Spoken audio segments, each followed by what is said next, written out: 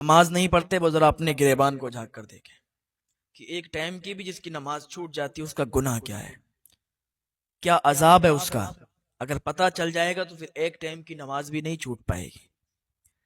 ایک عورت اللہ کی بارگاہ میں پیش کی جائے گی، اللہ پوچھے گا کہ تو نے نماز کیوں چھوڑی، تو نے نماز کیوں نہیں پڑھی، تو نماز کیوں نہیں پڑھتی تھی۔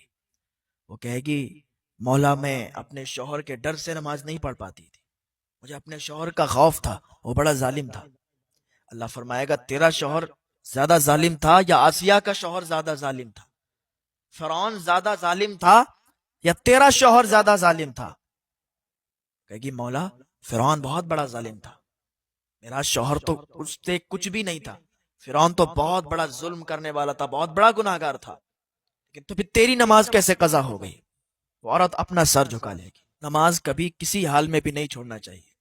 نماز کے عادی بن جاؤ گے تو دنیا بھی سنور جائے گی، آخرت بھی سنور جائے گی۔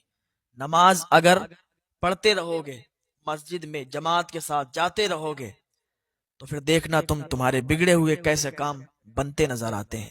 مسجد تو بنا لی پل بھر میں، ایما کی حرارت والوں نے، من اپنا پرانا پاپی ہے برسوں میں نمازی بن نہ سکے۔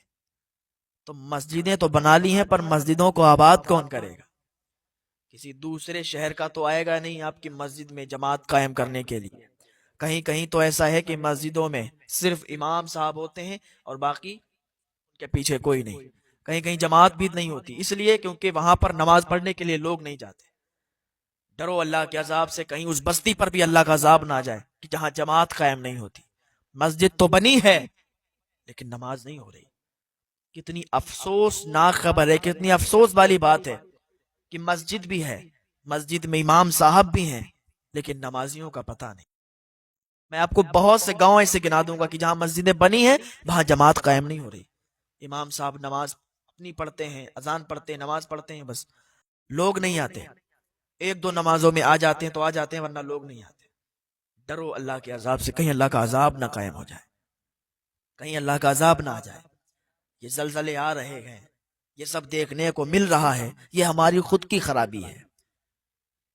یہ جو ہم پر آفتیں آ رہی ہیں، مصیبتیں آ رہی ہیں، یہ آپ کی ہماری غلطی ہے، اور آپ کی اور ہماری ہی وجہ سے یہ ساری پریشانیاں آ رہی ہیں۔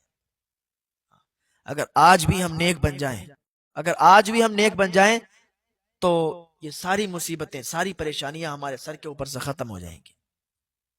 بس وقت ہے کہ بس اللہ کی بارگاہ میں تائب ہو جاؤ، اللہ کی بارگاہ میں آ جاؤ، اپنے آپ کو اللہ کے حوالے کر دو، پھر تم دیکھو کہ تمہارے کیسے بگڑے ہوئے کام بنتے ہیں۔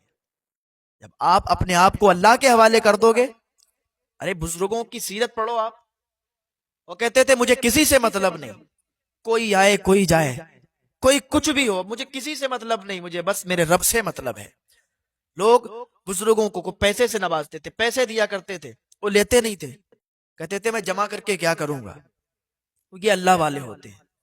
آپ آج بھی اگر اللہ کی بارگاہ میں آ جائیں گے تو آج بھی آپ کسی بھی پریشانی، کسی بھی مصیبت میں مبتلا نہیں ہو سکتے۔ بس اللہ کی بارگاہ میں آ جائیں، تائب ہو جائیں، توبہ کر لیں، اللہ تعالیٰ ایک توبہ سے معاف فرما دیتا ہے۔ ایک عورت حضرت موسیٰ علیہ السلام کے پاس آئی، آنے کے بعد کہنے لگی کہ اے اللہ کے نبی، میں آپ کی بارگاہ میں اس لیے آئی ہوں، میں ایک فریاد لے کے آئی ہوں۔ حضرت موسیٰ علیہ السلام نے فرمایا کیا کہنا چاہتی ہو، صاف صاف بولو۔ کہنے لگی میں بہت بڑا گناہ کر کے آئی ہوں، کیا میری توبہ قبول ہو جائے گی؟ میں نے توبہ تو کر لی ہے، بس آپ اللہ کی بارگاہ میں دعا کر دیں تاکہ اللہ تعالیٰ مجھے معاف فرما دے۔ کہا ہوا کیا ہے یہ بات بتاؤ۔ کہا مجھ سے زنا ہو گیا ہے، اور زنا ہو گیا اس کے بعد میرا ایک بچہ پیدا ہوا اور اس بچے کو میں نے قتل کر دیا، اس بچے کو قتل کر کے زمین میں دفن کر کے آپ کی بارگاہ میں آئی ہوں۔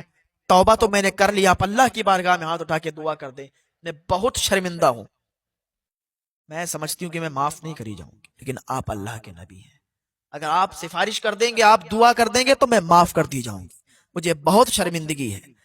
حضرت موسیٰ علیہ السلام نے کہا میری نظروں سے دور چلی جا، یہاں سے چلی جا واپس، تو کیسا جرم کر کے آئی ہے، تو کیسا گناہ کر کے آئی ہے، اور امید لی کہ یہ آئی ہے کہ اللہ معاف کر دے گا۔ عورت کی آنکھوں میں آنسو آ گئے، جب عورت کی آنکھ میں آنسو آئے تو وہ وہاں سے چلی گئی۔ اتنے میں حضرت جبریل علیہ السلام آئے، عرض کی اے اللہ کے نبی اے حضرت موسیٰ، آپ نے اس عورت کو ایسے ہی کیوں بھیج دیا؟ میں اللہ کا پیغام لے کے آیا ہوں، اللہ تعالیٰ نے اس عورت کو معاف کر دیا، اس عورت کو بخش دیا ہے، کیونکہ اس سے شرمندگی ہوئی اور اس نے توبہ کر لی. اور اللہ کی بارگاہ میں جو توبہ کر لیتا ہے، اللہ کی بارگاہ میں جو سچی توبہ کر لیتا ہے، تو اللہ تعالیٰ اسے ایسے ہی معاف فرما دیتا ہے جیسے اس نے کبھی گناہ ہی نہیں کیے ہیں. یہ ہے، آپ بس آئیں تو اللہ کی بارگاہ میں آپ توبہ کریں تو صحیح. آپ چاہتے ہیں کہ بس سب کچھ ایسے ہی ہوتا رہے، نہ ہم توبہ کریں نہ ہم گناہوں کو چھوڑیں، ہم گناہ بھی کرتے رہے توبہ بھی نہ کریں، پھر ہمارا سارا کام بنتا رہے. ایسا نہیں ہوتا ہے.